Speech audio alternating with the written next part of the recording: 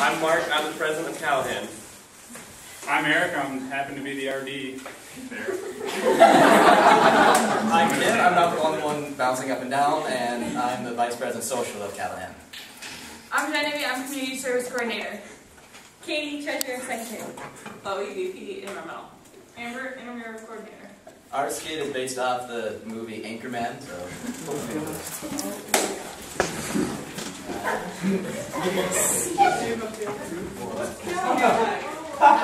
it's out of sight. That thing, Callahan. What's it like?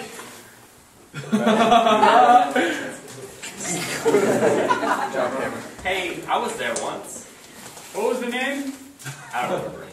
That's a good start, but keep going. I was on the south side, or the west side, maybe the east side, but then I moved out and I never saw it again. That is definitely not Callahan. I love stockings. I love notes. Are you just looking around the room saying I love you to things? No. Yes. So, what is Callahan like? Do you really want to know what Callahan is like? Yes, tell us. More than anything in the world, Ron. Well, it's kind of like